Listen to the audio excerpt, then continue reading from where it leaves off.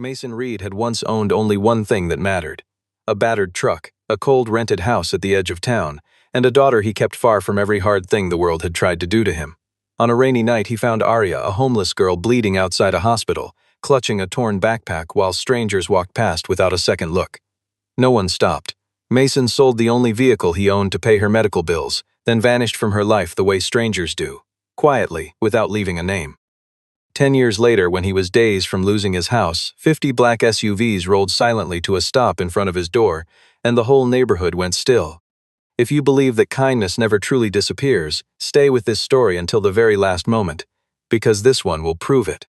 The town of Harlan Falls, Ohio sat in that particular kind of quiet that only small Midwestern places carry in winter, every sound muffled, every failure made permanent by repetition. Mason Reed was 32 years old that first winter, lean from work and worry, with hands always cracked from cold and engine grease. He lived in a rental on the unpaved outer road, a two-bedroom house where the radiator knocked against the wall and the windows never quite sealed. He did not think of himself as poor, though by most measures he was. He thought of himself as a man in motion, perpetually, exhaustingly in motion, and that distinction mattered to him more than any number on a bank statement. His work was mobile repair. He drove out to farms, parking lots, roadsides, and driveways to fix what people could not afford to bring into a proper shop. The business was built entirely around his truck, a 1994 Ford F-150 in a faded slate blue that had turned almost gray over the years. The hood had a crease along the driver's side from a hailstorm 3 seasons back, and the passenger door required a particular upward pull before it would latch. But the engine was sound because Mason had kept it sound. He had rebuilt the carburetor twice, replaced the alternator with a salvaged unit he'd tested for 30 hours before trusting it, and repacked the wheel bearings the previous spring. The truck was not beautiful. It was reliable, and for Mason, reliable was the only category that counted. He carried his full kit in the bed: diagnostic equipment, a compressor, welding gear, hand tools organized by type in rolling drawers bolted to the sidewalls. The truck was his garage, his office, his income, and his identity folded into 17 feet of aging steel. He had once owned an actual shop, a small one on the east end of Harlan Falls, but a contract dispute with a parts supplier and a run of medical bills had taken it from him 4 years earlier. The truck was what remained, and so the truck was everything. Logan Whitaker, who ran the town's only independent lending office out of a converted Victorian on Main Street, had been sending Mason overdue notices since October. The amounts were not enormous in the abstract: back rent, a utility balance, an equipment loan with compounding interest, but they had accumulated with the quiet cruelty of small debts, and Mason had fallen behind the way a man falls when he is already tired, a little at a time, then all at once. Carter Blake, who ran a 2-bay repair shop off Route 9, was the closest thing Mason had to a friend in Harlan Falls. Carter had offered more than once to take Mason on as a second mechanic, but the hours conflicted with arrangements Mason had made for his daughter Evelyn, a quiet girl who spent most of her time reading and was better kept away from the exhausted edges of her father's day. Mason kept her life as stable as he could manage, shielding her from the particulars of the money trouble the way a man holds an umbrella in a storm, not to deny the rain, but to keep at least one person dry. Carter had suggested that winter that Mason sell the older equipment cluttering his rental's garage to raise some quick cash. Mason had agreed about everything except the truck. The truck, he explained, was not a possession he could liquidate without liquidating the work itself. Selling it would be like selling his hands. Carter had let the subject drop because he understood the logic, even if the math still didn't work. It was a Tuesday in late November when Mason finished a transmission job on a ranch property 8 miles outside of town. The temperature had dropped below freezing before 6 in the evening, and by the time he packed his tools and collected payment, cash less than he'd quoted, because the rancher's wife said the heating bill had come in, he was already running behind. He ate a gas station sandwich on the road and listened to the radio static between stations. He had one more call to make: a jump start near the county hospital, a sedan that had been sitting dead in the lot since morning. It was the kind of job that paid almost nothing, but it was a job, and he took everyone. He did not know, steering toward the lit hospital tower through sheets of freezing rain, that the call would restructure the remaining decades of his life. The county hospital sat at the northern edge of Harlan Falls, a low brick building with a covered entrance that cast a dim orange light onto the wet concrete. Mason had barely pulled into the adjacent parking area when he saw her. She was sitting against the far wall of the entrance overhang, knees drawn to her chest, a torn canvas backpack hugged against her torso as though it contained the last of whatever she owned. She might have been 18. She looked younger in the bad light, smaller than she should have been, with a coat soaked through and a sleeve dark with blood along the left forearm. People coming and going through the entrance doors stepped around her without looking down. A man in scrubs glanced at her and continued through the glass. A couple walking out adjusted their umbrella and moved to the other side of the walkway. She was the kind of invisible that happens not when no one sees you, but when everyone chooses not to. Mason sat in the truck cab for a few seconds with the engine running. He was late, cold, and carrying $37. He turned off the ignition and got out into the rain. Her name was Aria Collins, and she told him in fragments because speaking at length seemed to require something she was running short on. She was 18 years old. She had no insurance, no documentation on her person, no local family. She had been in a transitional housing unit 3 blocks away until the previous night, when she had left in a hurry after a confrontation she described only as dangerous, and in leaving she had caught her arm on a section of broken fencing. The cut was not catastrophically deep, but it had been dirty and untreated for close to 20 hours, and the forearm below the wound had taken on a color and warmth that did not belong there.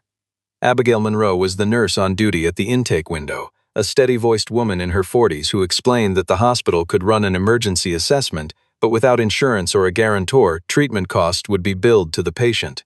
The cost for immediate debridement, antibiotics, and monitoring was not enormous by clinical standards. For Mason Reed on a Tuesday night with $37 in his wallet, it was the cost of the sun. Aria looked at Mason from the intake chair, with eyes that had already absorbed too many disappointments to beg efficiently. She asked him not to call the police.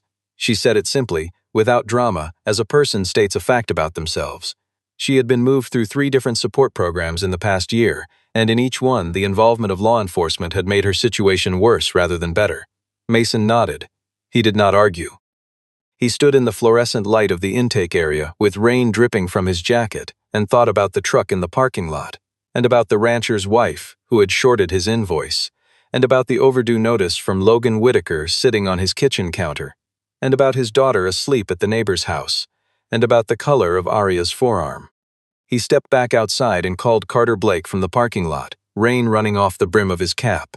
He asked whether Carter knew anyone who bought trucks quick. Carter went silent for long enough that Mason checked the call was still connected. Then Carter said Mason's name like it was a question. Mason explained that he needed cash tonight, a few hundred at minimum, and that the truck was the only thing he had that was worth that number. Carter said he knew a man named Dale Rourke who bought and flipped vehicles, that Dale would come out at night if the price was right, but that Dale would lowball him badly because Dale always did. Mason said to call Dale. Carter said this was a bad idea. Mason said he knew. Carter called Dale. Dale Rourke arrived in 40 minutes in his own truck, walked around Mason's F-150 in the rain with a flashlight, pointed out every flaw as though Mason had not spent 10 years maintaining the thing himself, and offered a number that was roughly 55 cents on the dollar for what the truck was actually worth. Mason knew this. He signed the paperwork on the hood of Dale's vehicle under the orange glow of the gas station across from the hospital, his name going onto the transfer document in the particular way a person signs something they will not be able to undo. He stood with his hand on the hood for a moment after Dale walked around to the driver's side. It was not sentimentality exactly. It was recognition, the specific acknowledgement of a man who understands that a door is closing and chooses to close it anyway. He went back inside, paid the intake deposit in cash, and told Abigail Monroe to authorize the full treatment. Abigail looked at him carefully and asked whether he was sure. Mason said that if the girl in that chair died tonight because everyone kept walking, he would not be able to sleep through the rest of his life. Abigail said nothing further and picked up her phone to call the attending physician. Mason sat in the hallway on a plastic chair with his wet jacket still on and his tool bag between his feet, which was all he had left to carry now that the truck was gone. Aria had drifted into a light sedation after the attending administered the initial antibiotic IV, but in the brief window before it took hold, she had seen Mason through the internal window. Standing in the hall, coat dark with rain, hands still showing the oil that never quite left the creases of a mechanic's knuckles. She had tried to ask his name. He had shaken his head in a way that meant it doesn't matter, which was also the way people communicated there's nothing you need to do about this. He left a note for Abigail Monroe on a scrap of prescription paper he found on the counter. It said, "When she wakes up, tell her not to go back to the street. Tell her she still has time to make something." He did not sign it. He walked out of the hospital at 4:40 in the morning into a darkness that was beginning to weaken at the edges, moving through the parking lot toward the road without a vehicle to reach, carrying his toolbox by hand in the direction of the town. Behind him, in a locked bay of the hospital lot, Dale Rourke's tow driver hooked the slate blue F-150 and pulled it away toward Route 9. The two vehicles moved in opposite directions in the cold, and the space between them grew until both disappeared. The mathematics of what followed were simple and pitiless. Without the truck, Mason could not reach clients who lived outside walking distance, which was most of them. He lost the farm accounts within 2 weeks.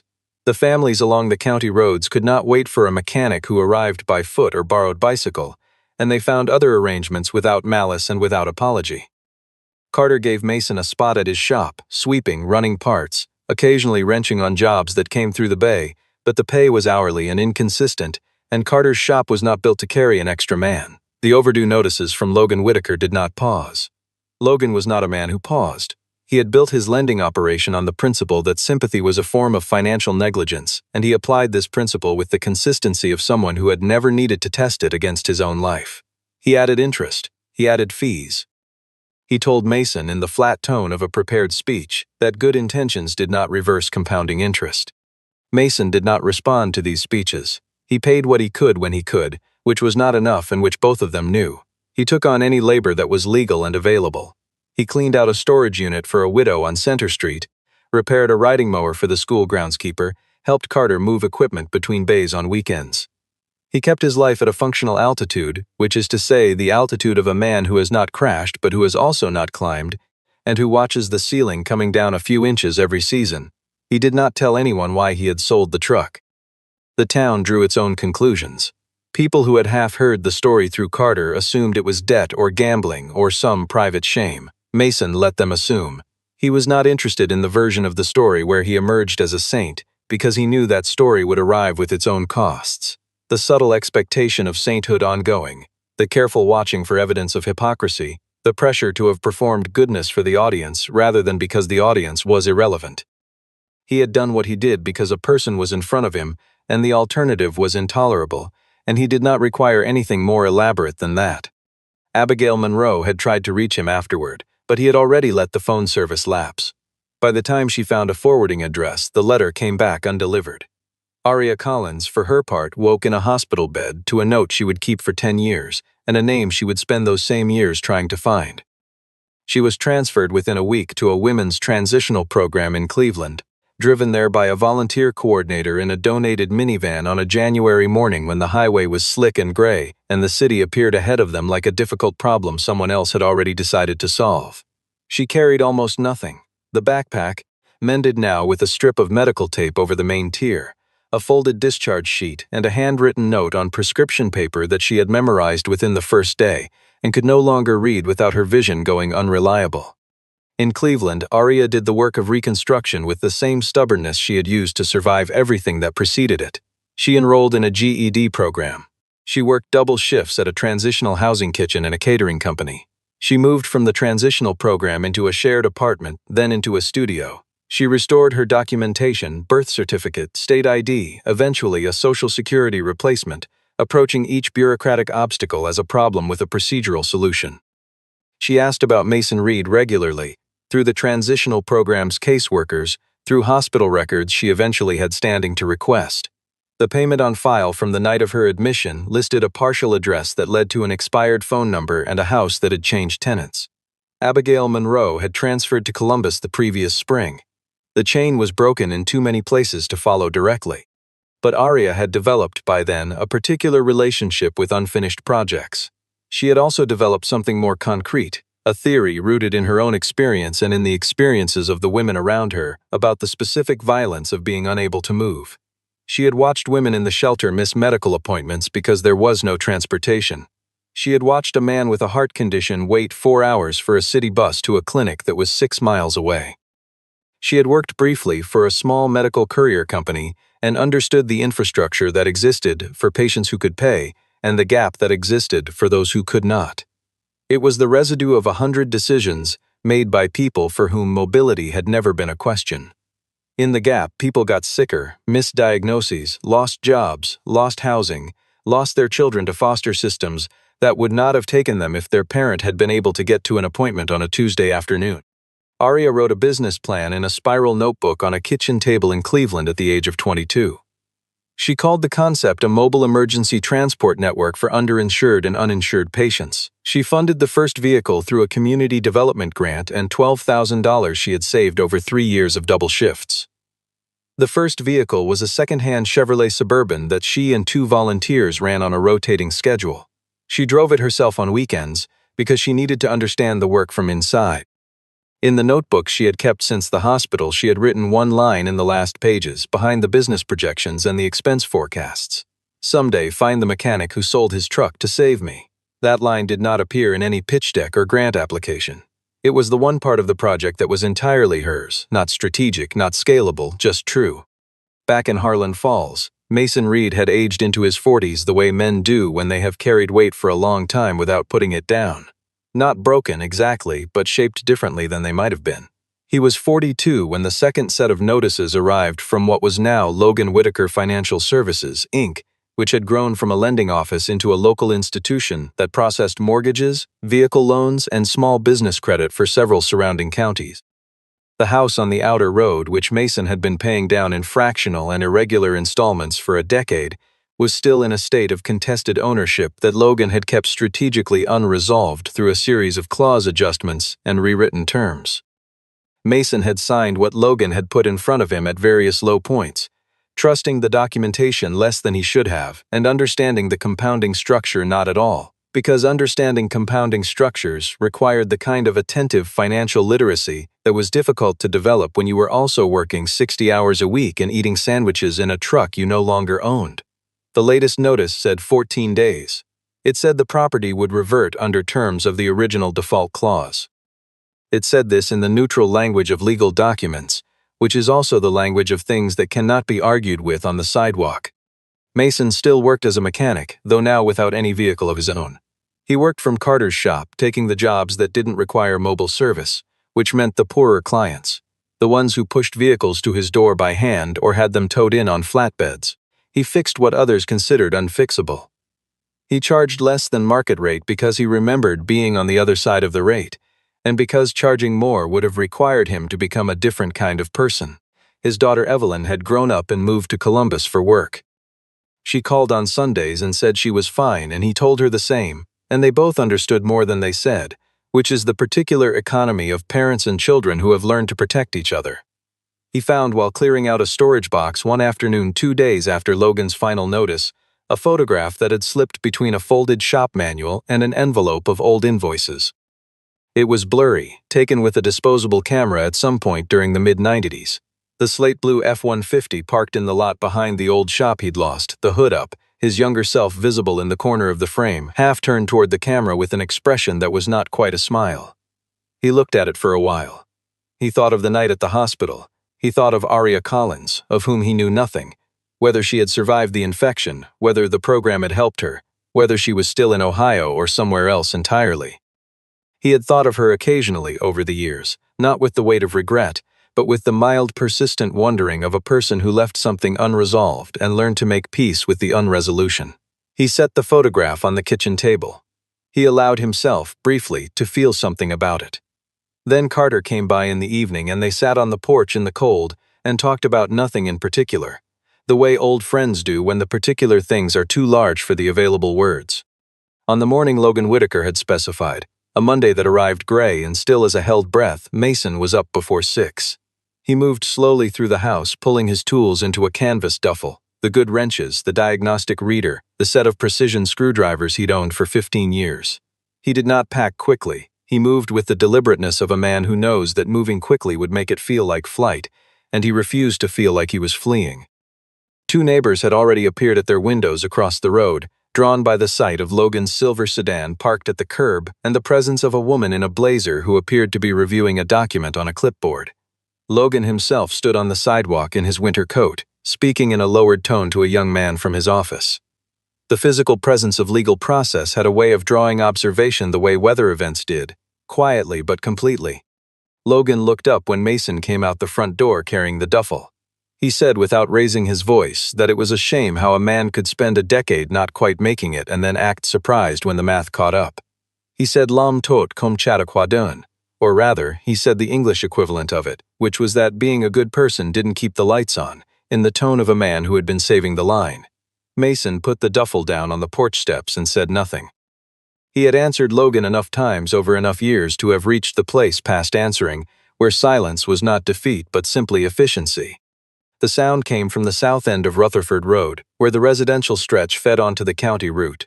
A low, synchronous rumble, disciplined and even, the kind that announced quantity before it announced anything else. Logan turned. The neighbors at their windows leaned closer to the glass. From the bend in the road, the first vehicle appeared. A black SUV, recent model, immaculate, moving at 15 miles per hour in the measured way of a convoy observing protocol. Behind it, another. Behind that, another. They came without urgency and without theater, simply rolling, each one identical in color and proportion, each one separated from the one ahead by an exact and even distance. The line resolved itself in front of Mason's property, vehicles pulling to the curb in practiced order, the last of them reaching the end of the block as the first one stopped. 50 vehicles. The count settled on the watchers like something that needed to be processed in pieces. Not one or two, not a half dozen, 50. On the door of each vehicle, small and without elaboration, was a circular emblem, a stylized road beneath a medical cross, and below that the words Collins Emergency Mobility Network. From the lead vehicle, a woman in a charcoal blazer stepped down with the particular economy of movement that comes from logging many hours in professional environments. She was perhaps 35, carrying a leather document folio, and she moved across the frozen grass toward the house with the calm directness of someone who had already resolved every counter-argument before arriving. Logan straightened instinctively. He knew how to read money, and what he saw in the convoy and in the woman's bearing resolved itself, incorrectly, as an acquisition company or a development interest, the kind of institutional player who would find Logan's presence here useful rather than adverse. He adjusted his expression towards something that approximated cooperative professionalism. The woman asked in a voice that carried clearly to the neighbors and to Logan's associate and to Carter Blake, who had pulled up on foot from 2 blocks away after receiving a call he still didn't understand whether Mason Reed was present. Mason came down the porch steps.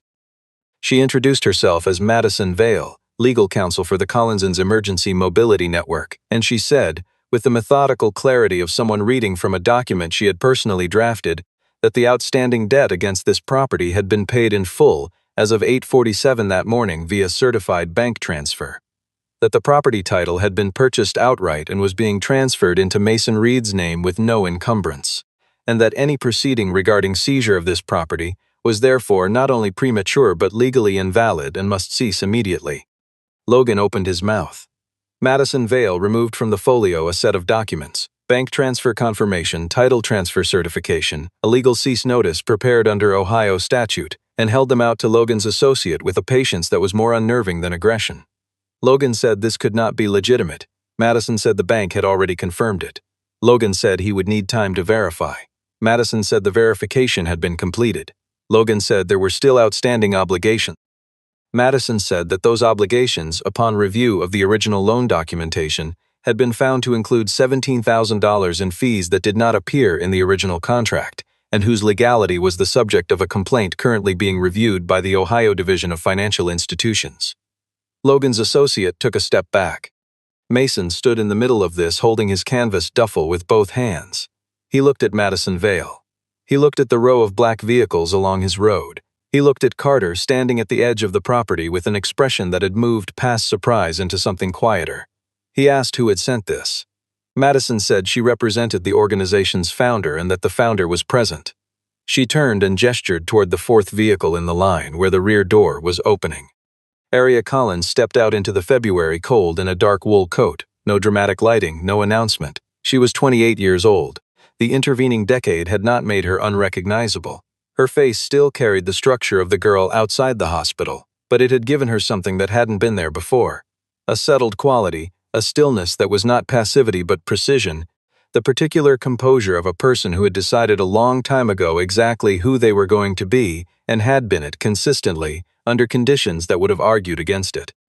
She walked across the frozen grass toward Mason, and she looked at him the way a person looks at something they have been trying to remember accurately for years and are now checking against the original. Mason did not recognize her immediately. He did not recognize her until she said, "You had a blue truck. You were wearing a jacket with a torn left pocket. You smelled like motor oil and rain. You sat in the hallway and didn't leave until they told you I was stable." He went still. She said, "I've been looking for you for 10 years." The neighbors had stopped pretending to be inside. Carter Blake stood with his hands in his jacket pockets and his eyes very bright. Logan Whitaker had retreated 3 steps toward his sedan. Abigail Monroe, who had driven 4 hours from Columbus that morning because Madison Vale had found her 6 weeks earlier and asked her to come, stepped down from the 6th vehicle in the line and stood at the edge of the property, watching the 2 people in the center of the yard the way a person watches something they participated in from a great distance and have been waiting, without quite believing, to see completed. Aria told the story the way it needed to be told, briefly, cleanly, without editorializing. She said Mason had paid her medical expenses on a night when she had no documentation and no insurance and no one else had stopped. She said he had left no name and no address and asked for nothing. She said she had started an organization on the foundation of what that meant, because she had spent 10 years watching people fall through exactly the kind of gap she had fallen through, and she had wanted to build something that filled it. The organization operated 50 vehicles across 4 counties, providing emergency transport for uninsured and underinsured patients, domestic violence survivors, individuals experiencing housing instability, and anyone who needed to reach medical care and could not get there. Every driver was trained. Every vehicle was maintained. The operating budget was $6.5 million annually, sourced through a combination of federal grants, hospital partnerships, and private endowments. Each vehicle in the fleet carried on the interior door panel a small laminated card that read, "Because someone once stopped." It did not name Mason Reed because she had not yet found him. It would be updated. Carter confirmed, to no one who had asked but everyone who needed to hear, that Mason Reed had once been the best independent mechanic in Harlan Falls, that he had lost his business and then his truck, and then most of his income because he had made a decision in a parking lot one November night that no reasonable financial planner would have recommended, and that he had never told anyone why, and that Carter had thought about that specific silence for 10 years. Abigail Monroe confirmed that she had been the receiving nurse on the night in question, that the payment had been made in cash by Mason Reed, that he had declined to provide contact information, and that she had not understood the full extent of what he had given up until several days later. When she heard through the hospital administrator that the cash amount had been nearly identical to the sale price of a late-model pickup truck reported transferred that same evening to a Dale Rourke of rural Licking County. Logan Whitaker, who had once said that kindness did not pay invoices, stood at the edge of the scene and appeared to be performing a private calculation. The calculation was not going well for him. The organization whose vehicles lined the road had been founded by the person Mason had sold his truck to save, had grown to 8 figures in operational scale, and had just paid off a decade of contested debt before 9 in the morning while he was standing on the sidewalk holding an eviction notice. The people who had come to watch were people who lived in the town, people who had known Mason for 15 years, people who remembered the van he'd pushed out of a ditch on a Tuesday for free, the furnace he'd diagnosed at midnight during a cold snap without charging a call fee, the times he had done work and waited months for payment because he knew the family needed the car more than he needed the money that week.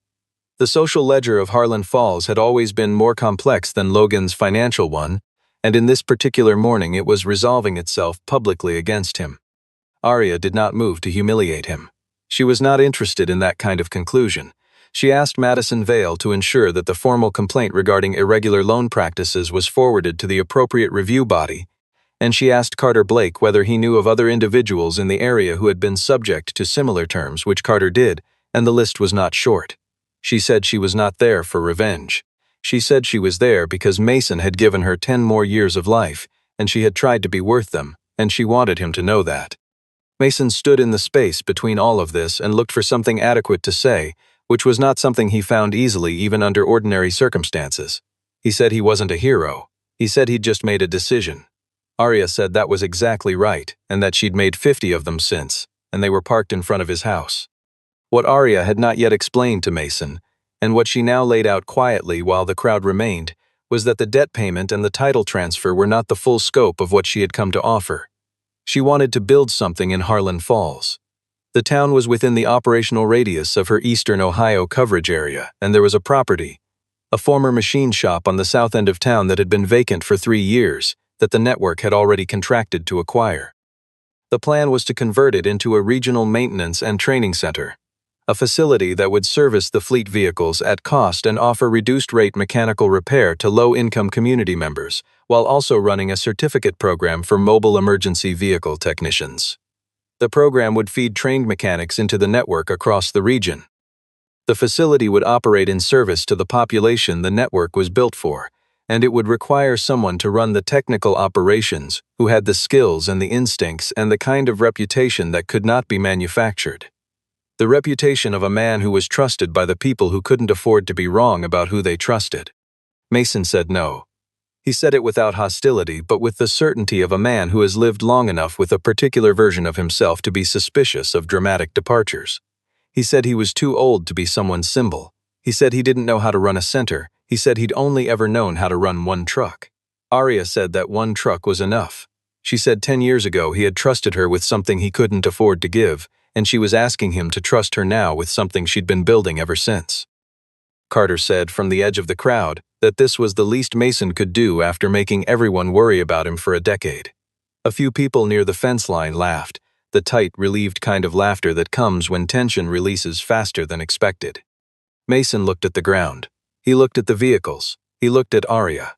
He said his one condition was that the center had to serve the people who couldn't pay first before anyone else, and that there would be no income threshold that turned someone away.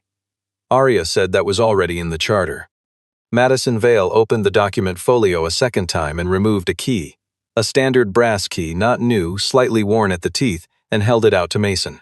She explained that the former machine shop on South Harlan had already been signed over. The first thing Mason would see when he opened the door was a sign that read the Old Truck Center. Arya said she had named it that before she found him, because she had always known what it was built on, even before she knew where he was. Mason took the key. He closed his hand around it and stood for a moment in the gray February light, and the people around him were quiet in the particular way of people who understand they are standing inside a moment that is also a story, and that the story is true. Then Arya said there was one more thing, and she asked him to walk with her to the end of the convoy. They moved together along the row of vehicles, Madison following at a distance, Carter a few steps behind, until they reached the last position in the line, where a vehicle sat apart from the others, separated by a gap of several feet and covered with a canvas tarp that had not been there when the convoy arrived. Arya stopped in front of it. She said she had spent 4 years tracking down a specific piece of property, which passed through 6 different owners between Dale Rourke and a salvage yard in Muskingum County, and that by the time she located it, the condition was such that a reasonable person would have considered it not worth the retrieval cost. She had recovered it anyway. She reached for the tarp and pulled it back in a single motion. The truck was slate blue, or as close to it as a decade of weather and 3 salvage yard rotations had left it. The body still carried the old hailstorm crease along the driver's hood. The passenger door still had the shallow rust bloom at the lower corner. The paint was not perfect. It had been preserved near its original tone rather than restored to showroom condition, because Arya had specifically requested that the person doing the work leave the history intact. In the bed, secured with tie straps, was a rolling drawer unit of hand tools, wrenches, ratchets, a torque wrench, a diagnostic reader, a compression tester. The tools were new, but the drawer unit was the same model Mason had used, reproduced as exactly as she could manage from descriptions Carter had provided. The interior smelled of the particular combination of vinyl and metal, and the faint ghost of engine oil that a working truck accumulates over years of actual use. Mason put his hand on the hood. He stood there with his palm flat against the metal, and the cold of it came through his skin, and he thought of a gas station under sodium lights in November rain, and the smell of wet asphalt and the sound of a pen moving across a transfer document, and the particular quality of the silence after he had signed his name and the deed was done and unreversible. He thought of the walk back through the parking lot in the dark, carrying the toolbox. He thought of the hospital corridor and the fluorescent light, and the girl in the chair who was trying to stay awake long enough to ask his name. He thought of 10 years of Tuesday mornings and overdue notices and the photograph on the kitchen table. He did not cry immediately. He stood at the hood for a long time, and the people around him stood at their respective distances, and no one said anything, because there was nothing to say that the scene was not already saying with more precision than language could manage. Then something shifted in his face, and his shoulders dropped by the fraction of an inch that means a weight has left, and he walked around to the driver's side and opened the door. It still required the upward pull on the handle before it latched, and sat down in the seat. The vinyl creaked. He placed his hands on the steering wheel in the 10-2 position. He looked through the windshield at the row of black vehicles extending along Rutherford Road. He looked at Arya standing by the passenger side. He looked at Carter, at Abigail, at Madison. He looked at the neighbors, and at Logan Whitaker standing by his sedan, very small and very still against the backdrop of 50 vehicles bearing the name of the woman he had helped dismiss from the sidewalk of a hospital a decade ago. Mason turned the key. The engine turned over once, caught, and ran. Rough and uneven for the first 4 seconds, then settling into the particular cadence of an old four-stroke that has been rebuilt with care and knows its work. The sound was not clean. It was not the sound of a new vehicle. It was the sound of something that had been through a great deal and was still, against reasonable expectation, running. Arya stood outside the truck with her face turned slightly away from the wind, and if there were tears, she did not apologize for them. She had spent 10 years trying to build something worthy of what had been given to her on a night when she had nothing, and she had stood that morning in front of the person who had given it, and he had taken the key. That was the whole of what she had been working toward, and it was enough. It was more than enough. The old truck center opened on the 1st of April, which Carter noted was either auspicious or ironic depending on your disposition, and Mason said both seemed accurate. The building on South Harlan had been repaired and fitted out over 6 weeks by a crew from the network's construction partner, and on the morning of the opening it smelled of fresh concrete and cutting fluid and the particular industrial cleanness of a space that has been made ready for work. Mason stood in the main bay in his work clothes and ran the first training session for 7 adult students who had enrolled in the Mobile Emergency Vehicle Technician Certificate Program. Adults, most of them in their 20s and 30s, people who needed the credential and the income and the direction, people who reminded him in composite of no one in particular, and everyone he had ever worked beside. He taught with the directness of someone who has only ever learned by doing, and the students responded to it because it was real. The 50 vehicles of the Collins Emergency Mobility Network began full operations from their Eastern Ohio base that same month, serving hospitals and clinics and shelters across a 4-county radius. Carter managed the secondary repair bay at the center. Abigail Monroe took a coordination role connecting the network with intake staff at 2 regional hospitals. Madison Vale's office handled an expanding caseload of tenants and borrowers whose loan documents bore a suspicious resemblance to Mason's, and the Ohio Division of Financial Institutions opened a formal inquiry into Logan Whitaker Financial Services in May. Several families in Harlan Falls received legal assistance that allowed them to contest debt conditions they had not understood and had not been equipped to challenge a loan. Arya came back to the center regularly, not because the operational demands required it, but because the center was one of the few places she went where the purpose was not abstract. She would arrive without announcement, spend a few hours in the office reviewing vehicle maintenance logs or talking to students in the bay, and leave before the day was over. Mason got used to her presence the way you get used to something that belongs in a space, not with ceremony, but with the quiet acknowledgement that the room is correctly occupied. He did not become a different person. He did not become a spokesperson or a figure. He became more thoroughly than he had ever been able to be before, the specific kind of person he had always been, a man who fixed things, who showed up, who did not leave when the situation argued for leaving. On a Sunday in late spring, Mason drove the restored truck south along the county road that ran past the old ranch properties where he used to work, moving at an easy pace with the windows down and the engine settling into its familiar idle between gears rattle. In the side mirror, some distance behind him, one of the network's vehicles was traveling the same road on a patient call, its small emblem catching the light. He was not thinking about anything complicated. He was thinking about the road and the air and the weight of the steering wheel and the sound of an engine that had been given back to him when he had not expected to see it again. There is a version of this story where the man who sells everything he has to help a stranger is rewarded immediately, the scales tipping back into balance as soon as they tip away, goodness generating its return with the reliability of a financial instrument. That was not Mason Reed's story. His story took 10 years. It moved through loss and difficulty and the specific erosion of being unable to recover quickly in a world organized for people who can. It included years when nobody knew what he had done, when the people around him drew conclusions that were wrong, when the arithmetic of the thing made no sense and the only justification was the one he carried privately and never offered as explanation. Kindness, the real kind, does not generally know it is being watched. It does not perform for witnesses. Mason Reed helped a girl on a Tuesday night and then went home in the rain and got up the next morning and did not speak of it for a decade, because it had been its own justification and required nothing further. But sometimes the world finds its way back. Sometimes what a person sends out into the dark without address or expectation of return travels its full distance and comes home in a form the sender could not have predicted. 50 vehicles, a key, a sign on a building, an engine turning over on a February morning in a town where everyone had already decided how the story ended. The kindness was not lost. It had been growing, the whole time, in a direction no one was watching.